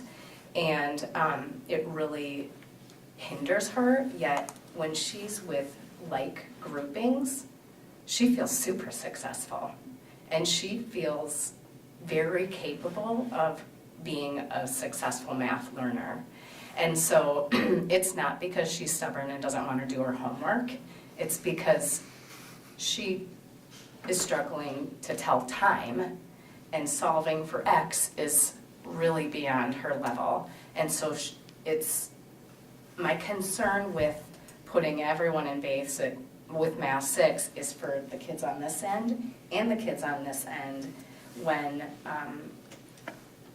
since Lance and Pat have spoken to the one side, the lower side, my concern is how are we going to support them with a pace that I would hope is appropriate for the middle ground, right? So we are going to be forcing, these kids who are struggling to speed up when they're not. The reason they were in Basic 6 is because they can't go that pace, many of them, at least in my experience, and also ask others to really slow down and be disengaged because they're so slow, and these to be disengaged because they don't feel like they can be successful with the content or the pace. And that's my concern there. And how will we boost their support in that setting? I know other districts will, maybe offer, co-teaching and coaching there, or in, win time or whatever support time, they'll pre-teach or reteach or whatever. And so I would want to hear what those things look like for those students. Because I'm sure you've thought those things through as well, of course. But those are some of my concerns there. Yeah, and that we can certainly bring some of those examples. I think that makes a lot of sense. I don't want to challenge on one or to encourage thinking on one prior to that, to wherever we go with this. If in 5th grade they're able to succeed at level, why can't they at 6th grade? Why do we have to tier it at 6th grade if every single child in this district? Now I'm leaving off the extreme situation of a student who is significantly behind pace, because we would offer something different for them, just like we would for somebody who's at the extreme high end of it. But if they're able to succeed at pace in a 5th grade class, why can't they all of a sudden at 6th grade? Well, mine couldn't. And Mine wasn't making the standards at 2nd grade. Mhm. So I don't Yes. know what you mean by, I don't think there might be students like that then get pegged into Basic 6 and Basic 7 and Basic 8 that never get out, but the student I'm speaking of that would be in Basic 6 wasn't achieving it at grade 5 or grade 4 or grade 3 or grade 2. Those are the kids that I'm concerned about. Could you expand more on what you just said, though? Because the slide made it seem like there wasn't anything below Math 7, that there would be no students outside of Math 7 because basic math would be taken away. They'd all be in the... There's students in the district who have significant needs, and they have customized pathways based on their IEP. Same as a student who has accelerated needs, and we would accelerate them in grade level accelerate as we move forward. The two spectrums on the far end always have customized unique pathways for them. And I think that's, to go back to the tiers, and we can bring some of this up in some of the examples in a workshop too, but yeah, it's that tier 3, whereas if you think about the slides tonight, that's probably 80% or more of the students fit in that. And then you're gonna have some students who have very different needs. It might be designated in an IEP, might be designated through their gifted and talented identification and the advocacy and kind of case management that goes with that. But those would be individualized for sure. Probably not a full classroom of kids. So I get try to figure out, okay, what, based on your specific needs, what do you need? Where do we put the supports? And it's not something that can go on a schedule because you don't know what it is. Build it for the It's child for in the that moment. child in that. So I have a real quick question. So you said that, you know, there's no basic math 5 or when in 5th grade is all at that same level, and then you start to see this split up into 6th grade. What's the percentage? I mean, what percentage of kids do you see that are all doing okay, minus the ones that, you know, we've talked about on the extreme ends? What are the number of kids that you see split off then and from grade 5 to grade 6 that start down this basic pathway? Is it 25%. And then it increases Every each. So that was that 25%? Yes. Okay. So basically, 1 out of every 4 children in So- our district. Correct. And so do you, I mean, what are your thoughts or what are, about why this happens? I mean, do you think it's, This is maybe overly simplistic, and we can bring you more data, but part of it is we have students coming to us from at least 13 different elementary schools right now. And then more, if you look at if somebody moves from one of our charter schools or if somebody moves from outside. So if I'm a 5th grade teacher and I have 25 students, my range of who's doing how well within 25 might look different than the 25 that Mark has in the next classroom over, let alone in the other 12 schools in the district. So it comes down to, I think, our systems and, you know, do we have really good identification systems? We have really good teachers, I know that. But do we have systems that help them really do that comparison across all 13 or more schools so that we get kids placed well? So that would relate to my question or point about, you know, is it maybe not the path, is it maybe our selection process? Because maybe that number of 25% is too high. It sounds too high to me, but 0% sounds too low. So, you know, maybe a good chunk of those 25% should be in the standard grade level math class. But that doesn't necessarily mean that the entire concept of basic math should go away. Where do they go next? Which ones? So a student ends up in basic math 6. And just having the conversation. So they end up in basic math 6. Where do they go next as 7th graders? Are they in a smaller class in basic math 6 than they would be in the other, so that they have more personalized instruction? I mean, wouldn't the goal be that they would be able to make bigger gains in that class than they would in the other?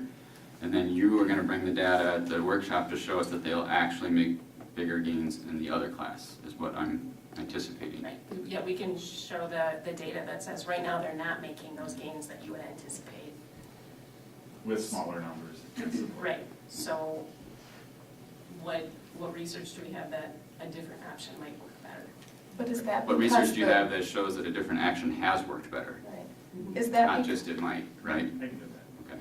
is that because though the basics, what I heard you say about basic 6 is it's the same curriculum, the same Some workbook, resources. the same all of it, but the pace is super slow, so they're never getting the full content, so they could never jump from basic 6 to math 7. So help me understand why we can't cover in basic 6 if those kids are actually capable of it, all the content they need in order to make that leap, if that's what's appropriate. Because aren't we suggesting that they can handle that if we're gonna shove them into math 7 either way, right? So why wouldn't we change what we're doing in basic 6 for students who struggle and need more time and need more support?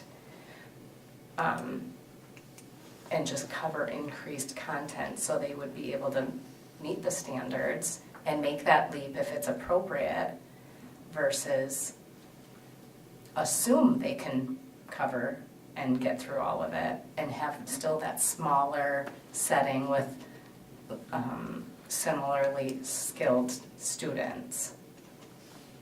Because that is math 6. So by removing the basic courses, we're able to take the resources from that basic class and now support multiple classes in that avenue.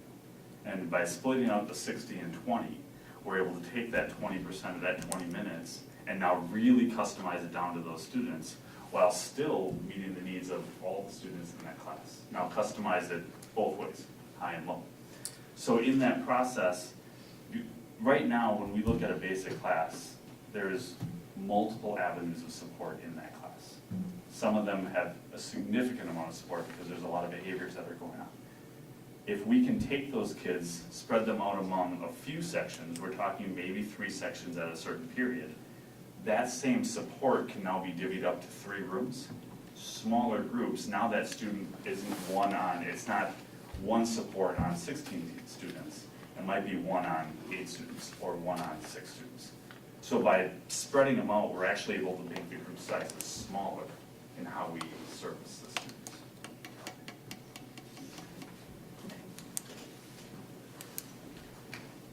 Anything else? I think there's a lot more. Well- And I think we've got a long list here of things we can Yes. bring for consideration, and we'll see where that takes us.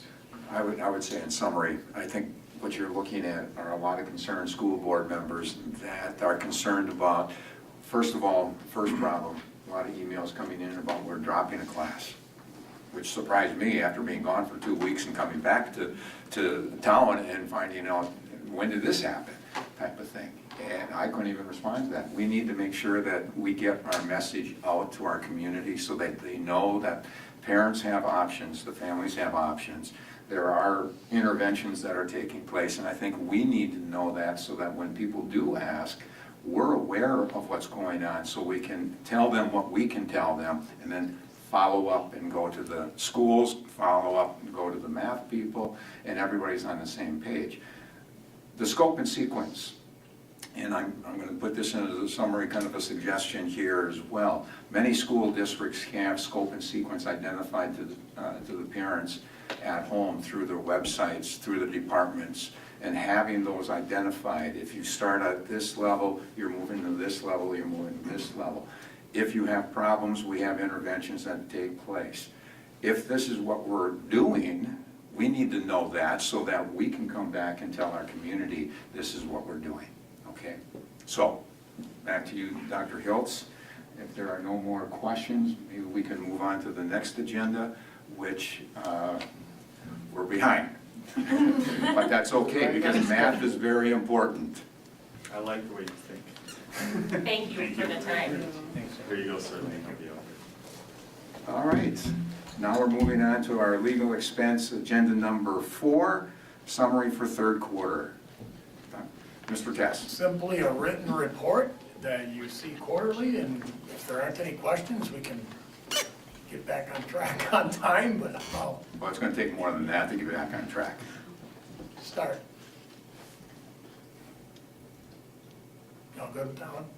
All right. The budget reconciliation plan isn't going to be quite so quick. We're faced with the most difficult budget from the state we've seen in the 10 years I've been here preparing budgets. Some of it has to do Thank you. with teacher compensation, so, but many other things. And a budget is about priorities, and a budget is about goals. So I'm going to state a couple of them right up front, and I don't have all the habits here, but it's about being proactive, it's about having the end in mind, it's about putting first things first, and it's certainly about synergy as well. But we'd like to start investing more in our people. And we know our people represent about 80% of our budget, and it's a significant cost, especially when you consider the benefits of those people. And the stuff that we buy, the capital items and the purchase services represent about 20% of our budget. So if we're gonna invest in the people that work for the district and also the people that are prospective district employees, the people that we hope to have working for the district, that comes with a cost. There are some challenges in this budget, some of them I've mentioned already. The current state biennial budget is the most difficult one we've faced in a long time. No increase to the revenue limit, no increase to per pupil categorical aid.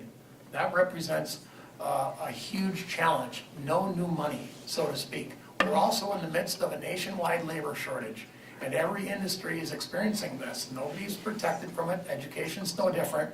We're in the middle of a very challenging time getting people to come and work for us, people to stay working for us, and finding quality people. Also, the rate of inflation. The last month, the rate of inflation was 8.54%. I believe that's the highest it's been in 40 years. So we're experiencing inflationary numbers that haven't been seen in a long, long time.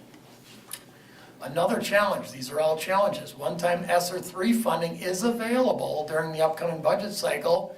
That's good, that's not necessarily a challenge. The challenge is gonna come in balancing the federal expectation to use ESSER 3 funds for pandemic recovery and preparedness with the state expectation to use it to fill the operational revenue that's missed out on a normal state biennial budget. So balancing the federal expectation with the state expectation is also going to be a challenge.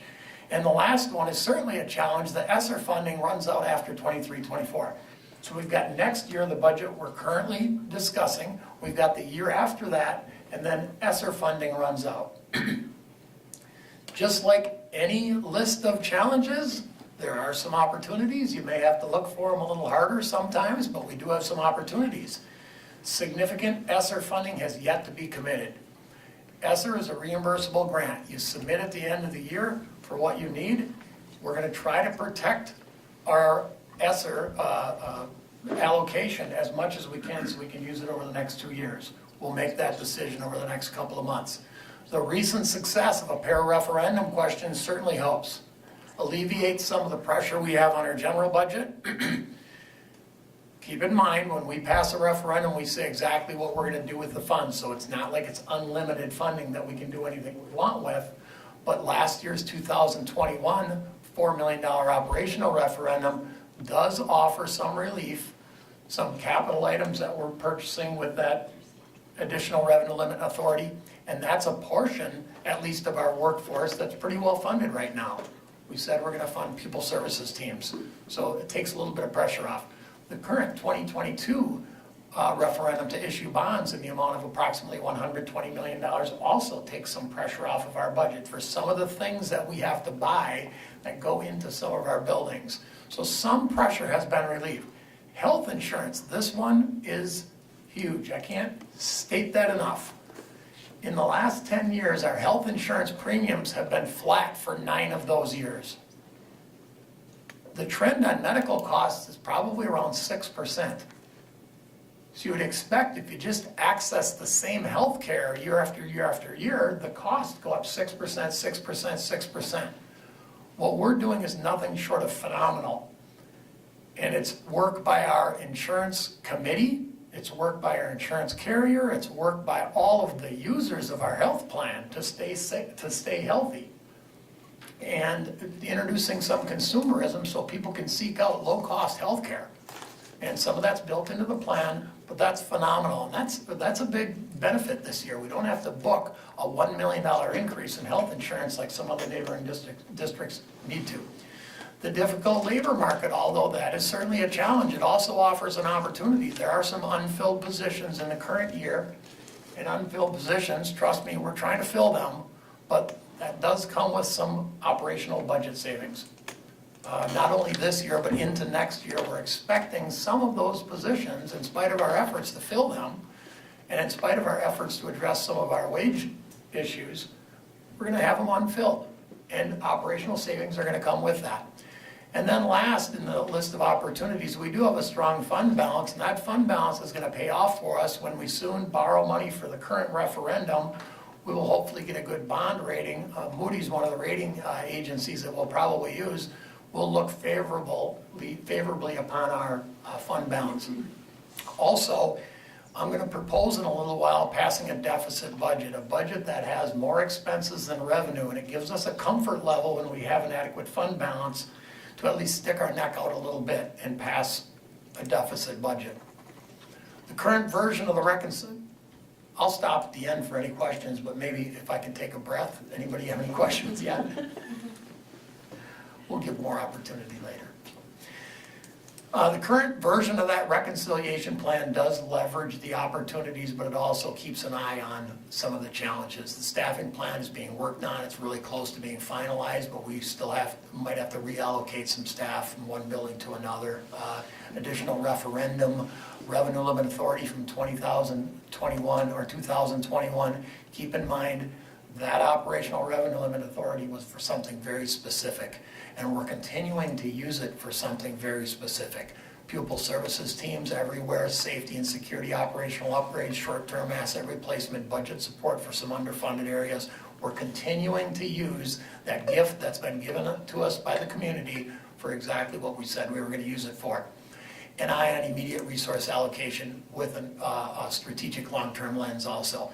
And then this one is sure to get some attention, and I have a couple of slides just on this. Salary wage increases of at least 4.5% for all of our employee groups. Here are all the different employee groups that are built into our budget. Starts with our nutritional services group, probably our lowest paid group overall. And this budget reconciliation plan would build in wage increases of 95 cents per hour or 4.5%, whichever one of those is larger.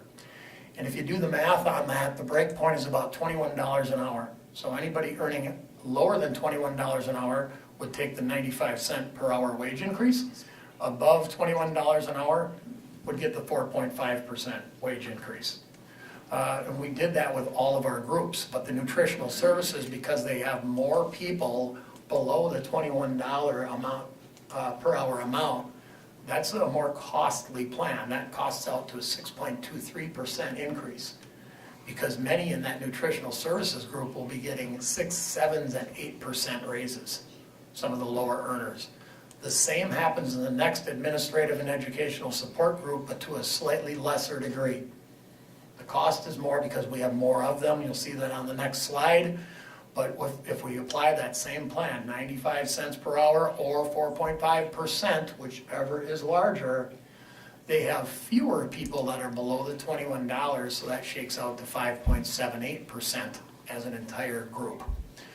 Maintenance and custodial have yet fewer people below $21 an hour. So when we apply that same strategy, the group gets an increase of 4.87%. The teacher group up there is the only group that is represented by a union, the only group that we collectively bargain with, and that is at 4.7, the same exact amount as the consumer price index. Consumer price index 4.7%, so the teachers are right at that 4.7%. The municipal group is a mix of employees, most making above $21 an hour. So if they get that same treatment, 4.5% or 21 or 95 cents per hour increase, very few will get above 4.5%. So few that the group only costs out to 4.57%. And then administrative, obviously, or not, maybe not obviously, but nobody makes less than $21 an hour. So that same treatment for the administrative group makes 4.5%. Obviously, this comes with a cost. This comes with a cost if we're increasing wages more than we have in the last 10 years, and it's the most difficult state budget we've had also in 10 years. Here are the groups separated within the second column, 6.23, 5.78, 482. You saw those on the previous slide. But also important is that last column. And the budget reconciliation plan that you're going to see in a few slides, important to understand that in February, we rolled out all of the budget assumptions. And in all of the budget assumptions, there was one assumption that assumed 2.3% for all employee groups. And the assumptions are the baseline from which we build the reconciliation plan and ultimately build the budget. So we assume 2.3% for all employee groups. So in the budget reconciliation plan, you're going to see an item that takes that 2.3% up to 4.7%. So it brings everybody up to a 4.7. But if nutritional services is above 4.7, we have to subsidize that with an additional $16,000. Does that make sense? Next group, administrative educational support, the paras and the clericals. The group is very large. Even though the percent above 4.7 isn't as great, there are a lot of people in that group, so we have to subsidize that with $66,000. Maintenance and custodial, only a little bit above 4.7, so we don't subsidize it with much, $4,500. The teachers aren't being subsidized at all. They're at 4.7. And then the last two groups are earning below a 4.7, so they're, in effect, the municipals and administrative are subsidizing some of those higher groups. Does that chart make sense? And how does that build into the budget reconciliation plan? The two big goals that I mentioned earlier, invest more in people. Okay, the first one, you'll see a dollar amount attached to that in a little while, but increase from the assumption of 2.3% to all employee groups getting 4.7%. And the very next one, some of our lower earners even getting more than 4.7. Those both represent an investment in people, our current employees and prospective employees that we're trying to attract. The last one is a reduction. It's difficult to fund 4.7% increases. We're going to do it with 3 different strategies. One is to reduce the non-personnel budgets by 7% district-wide. Another one is to fully leverage ESSER. And another one is to ask for the board to once again pass a deficit budget. And those 3 together represent the budget reconciliation plan. On the far right of this column, this represents the budget reconciliation plan itself that I would like you to take action on to turn it into an eventual budget. What you don't see up there is the assumptions once entered into our budget projection model had us reducing about 1.6 million. So we had to reduce 1.6 million before we even started this exercise. The first one, bringing all those wages from 2.3% up to 4.7% will cost an additional 1.5 million. So now we have to reduce 3.1 million. Taking the lower earners and increasing them 95 cents ended up being more than 4.7%, so we bring 75,000 more to the table. Adjusting the number of retirements down ended up being more expensive, 14 retirees instead of 20, in the amount of 133,000. So now we have to reduce $3.3 million in order to make this budget reality. Covered up the red stuff at first, but you reveal it eventually. How are we going to do that? And the first one's a little bit darker red because there's some anxiety included with using ESSER money because it's one-time money. Sometimes you might call it two-time money because we do get access to it for 2 more years yet. But we're going to fully leverage our ESSER money. Do what some state lawmakers, many state lawmakers are recommending we do. Use the federal money to plug the hole left by the lack of state money. And we're going to do that, but we're going to keep an eye on alternative revenue sources and probably more importantly, reductions in some of that staffing in 2 or 3 years. And that's going to be a big challenge, but we're going to keep our eye on that for the next couple of years. Reduce non-personnel budgets, that will be permanent, 7%, saving $910,000. Reduce staffing if there are some low enrollments. So not cutting programs, not cutting classes, anything like that, but if there's some reductions in enrollments, 100,000 is actually a pretty small number. 1 teacher is 85,000. So that's like 1 teacher and a little bit. This one is in dark red because it provokes a little bit of anxiety as well. Aggressively anticipate unfilled positions. The reason it gives me anxiety is because that's not going to last forever. So that's almost one-time source of budget reductions as well. Because eventually we are going to fill those positions. So if we do that, $200,000, we're going to reduce some insurance premiums, not the kind that people earn for benefits, right?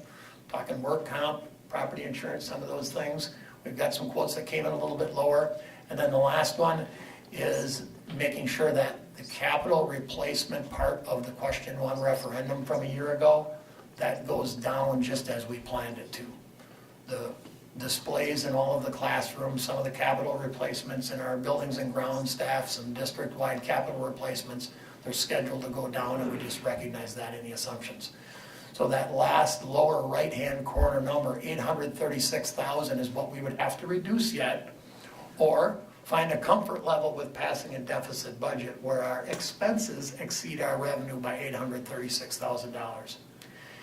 And you might recall last year we had a deficit budget that was right around that same neighborhood. We passed a deficit budget last year that was over $500,000 deficit.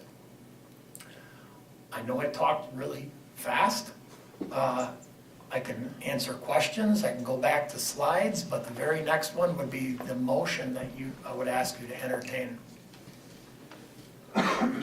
Well, I'm seeking a motion to recommend to the full board on 2022-23 budget reconciliation plan as presented.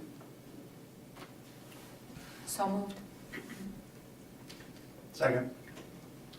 Questions from the board? If not, all in favor?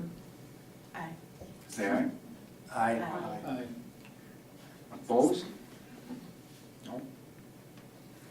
9-0. 8-0, excuse me. 8-0. Thank you. 7, we're down to 7. Thank you. Thank you. All right, agenda number 6, teacher contract approvals.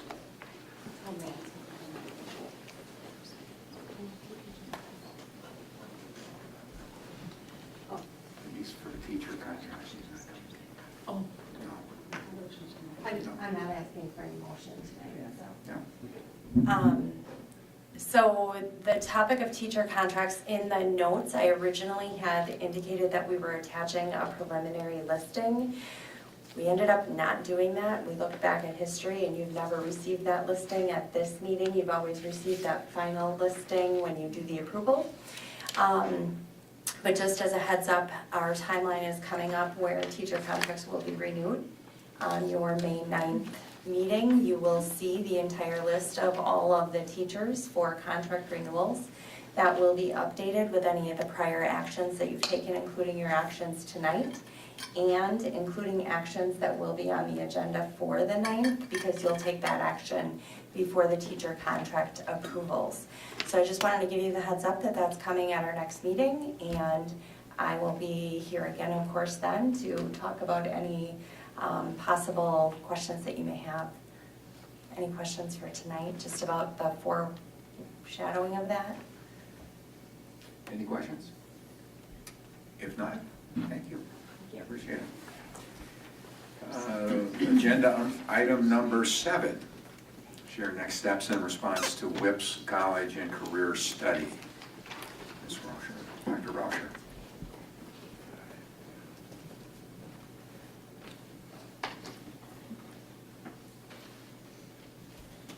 Hello again, everybody.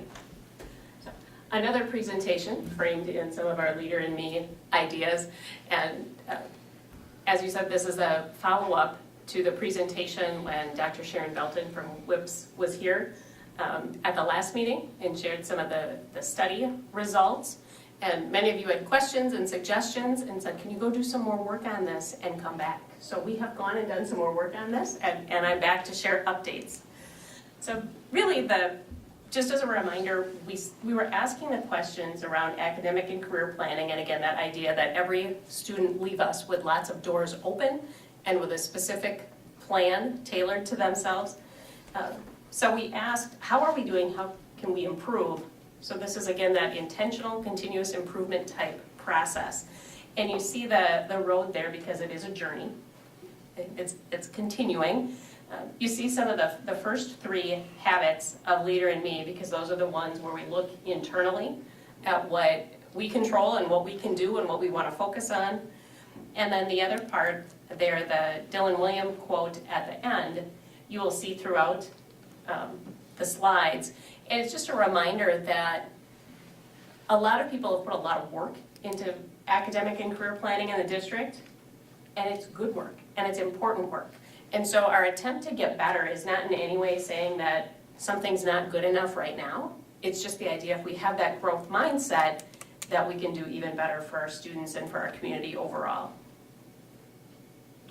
So who's on the team?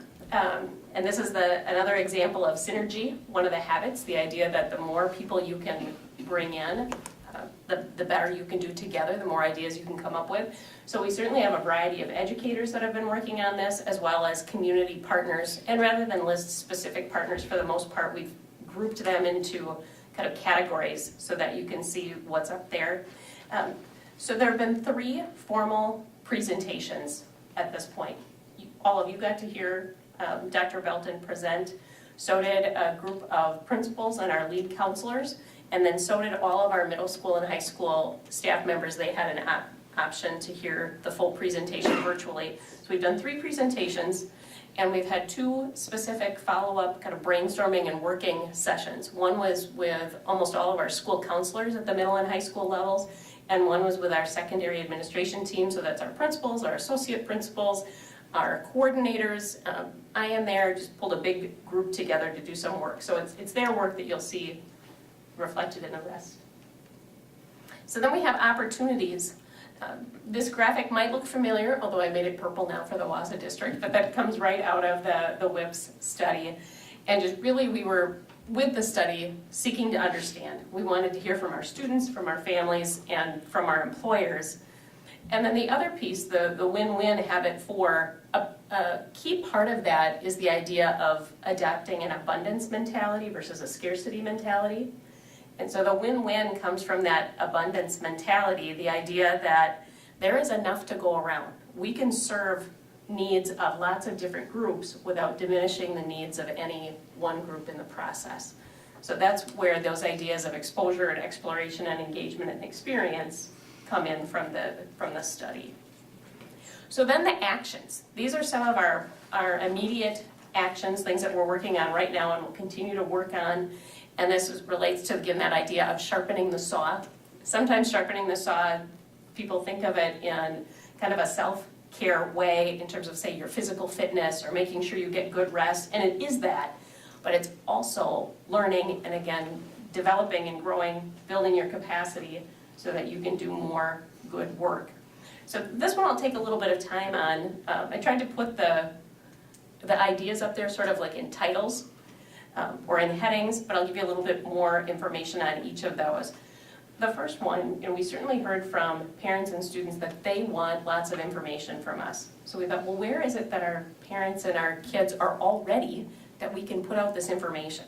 So certainly we can make information around academic and career planning experiences available at things like parent-teacher conferences. We can also make it available, say, at some of our athletic events. We can make it available at our fine arts events, like have information out before a concert, for example.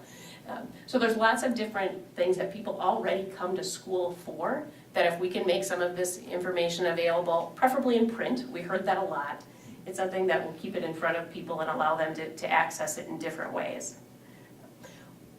The idea of grade level checklists. What do I do with my freshman? What should I be thinking about with my sophomore? What do I do with my 8th grader? Those questions have come up, so we are working on developing and publishing our grade level checklists. We have some.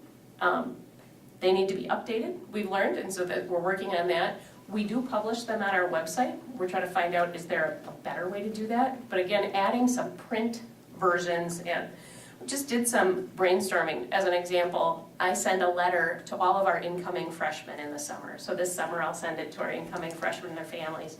And it says, hey, we're excited to have you in high school and you're gonna have a great year and here's where you can connect with people.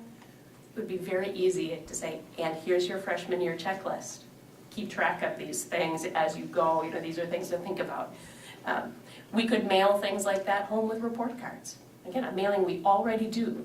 To add one more piece of paper isn't going to be crazy postage, but it would give families another access.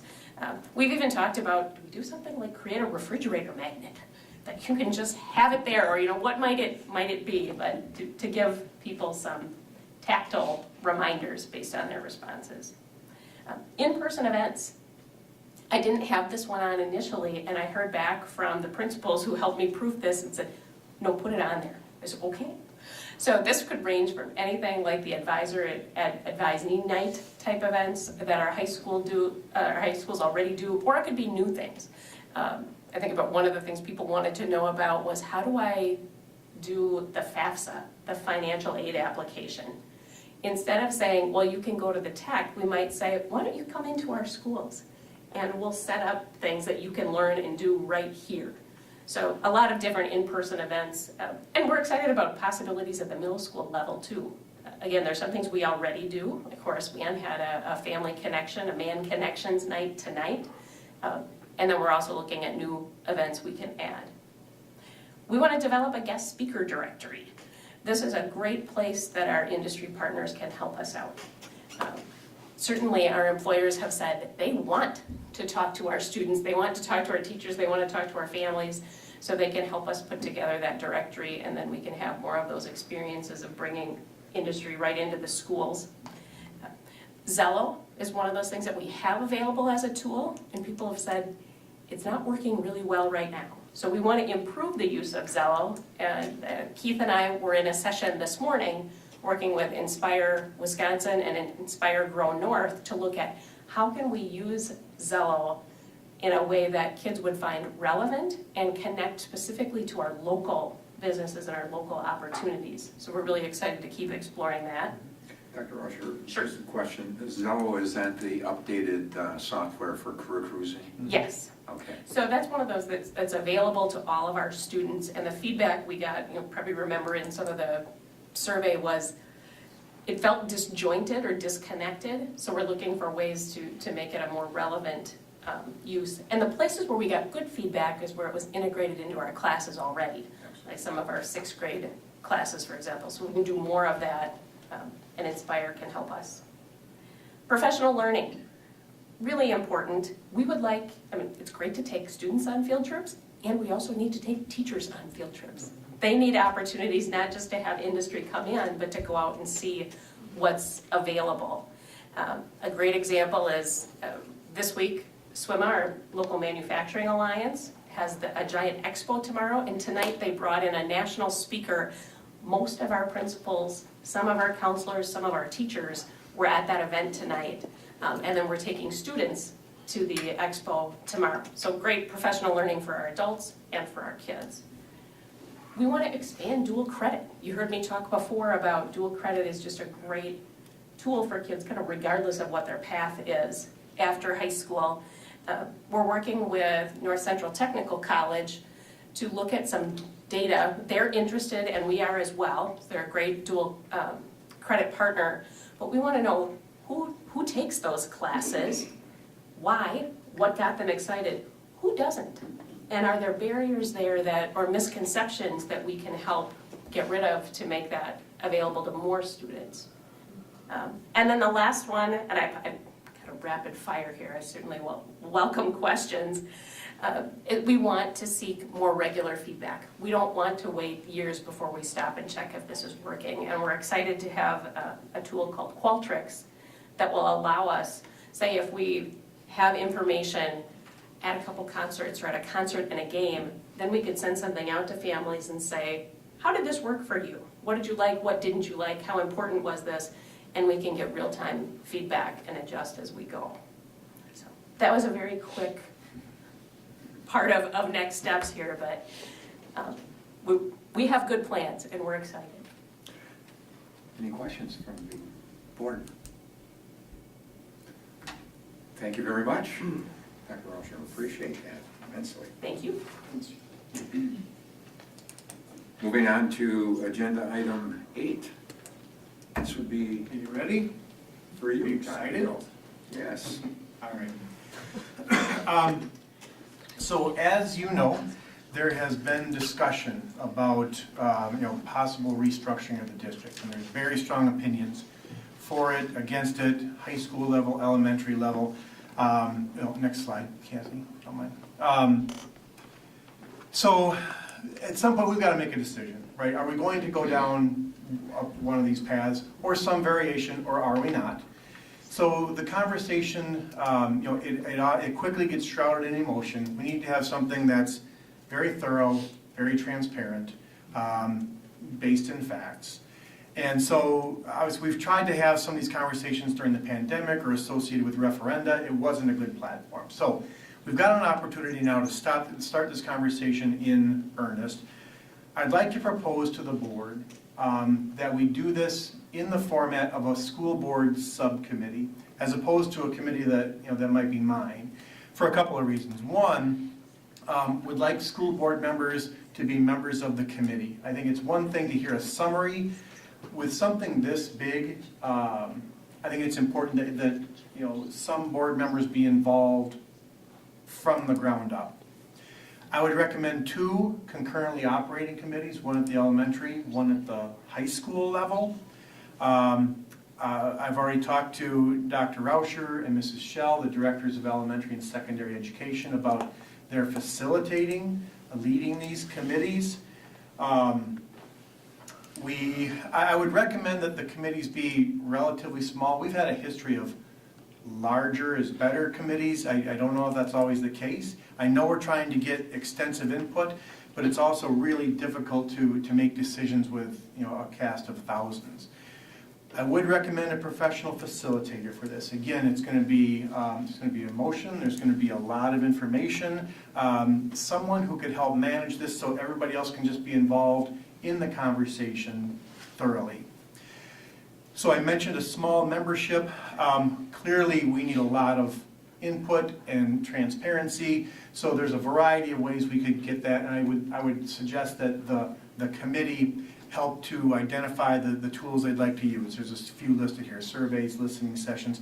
Basically, it's almost like another referendum, right? That robust. Hopefully, getting these groups together to do some education around some important topics, generating some options. We could bring some options to the board next fall. That's kind of the end in mind, if you will.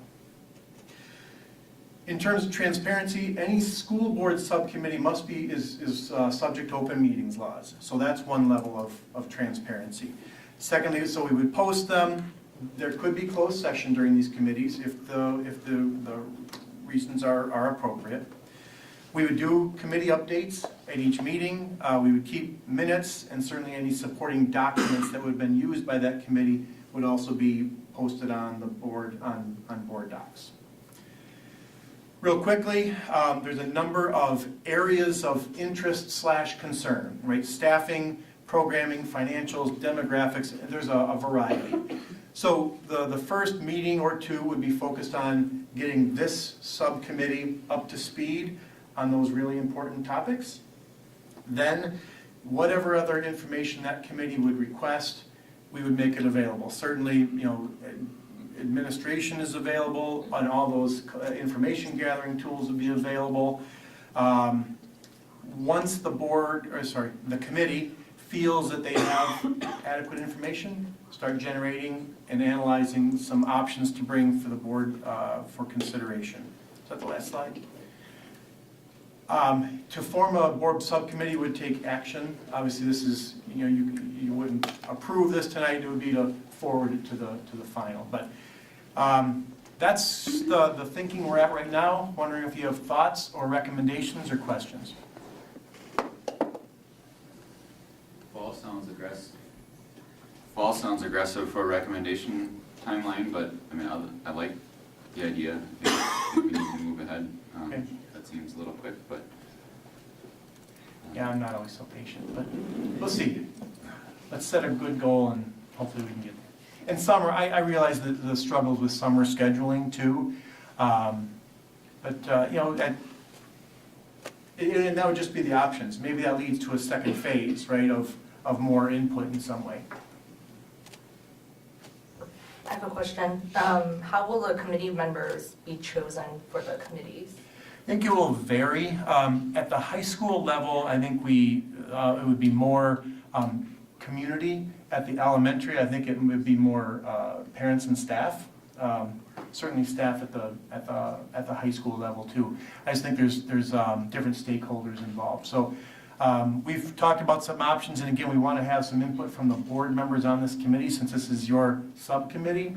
But certainly PTO might be a logical, offered membership to PTO members. They're leaders, they're strategic communicators. That would be for the elementary. Secondary, could be certainly, principals and staff, ADs. So I think it'd be a little heavier on the staff at the high school, and then a few community members. For instance, business. We could identify that. That's what I'm kind of thinking right now. So these committee members would stay the same throughout the whole process? Yeah, I would recommend that because they're going to build from this knowledge base that we'll set up. But again, anybody could come and attend these meetings as well. Okay. And then in regards to transparency, how transparent are you thinking?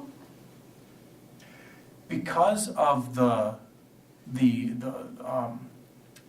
pressure, I guess, my words aren't coming as well tonight as sometimes, but there's gonna be a lot of interest, in this decision. I think we have to be completely transparent. I don't know, so I guess, again, holding meetings in open session, posting all the feedback. And if we've got ideas, I'm certainly open to them. Yeah, because I was thinking, because there's one thing missing from here. So our meetings are recorded by public access. Would recording these meetings be a part of what you see as transparency? Could be, hadn't thought about that.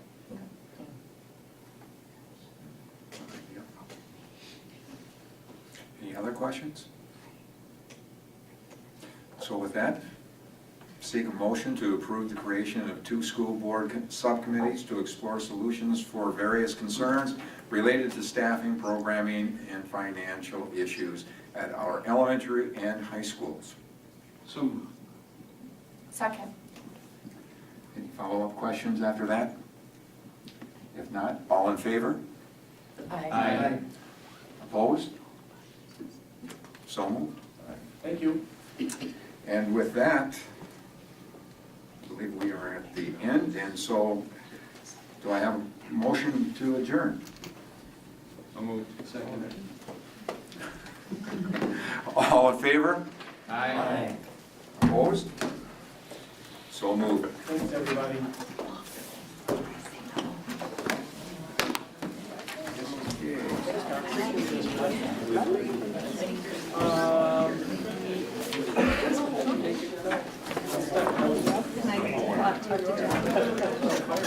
Call me when you're done.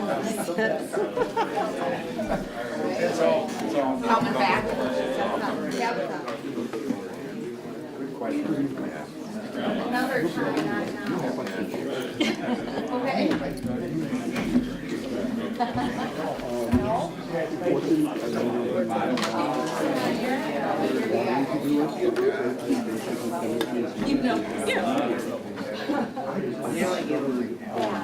Every end of this lecture.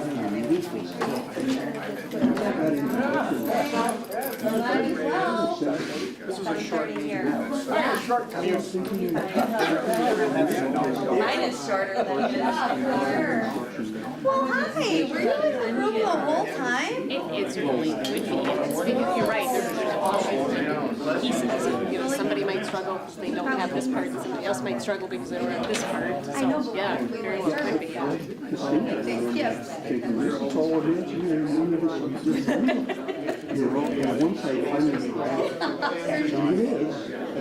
Yeah, well, and for some students, like algebra, are way too abstract. But something like geometry, if they're visual and spatial, makes perfect sense. And in some, it's like some kids that where algebra clicks, geometry doesn't make as much sense. They don't, so, yeah. Indeed. Yeah.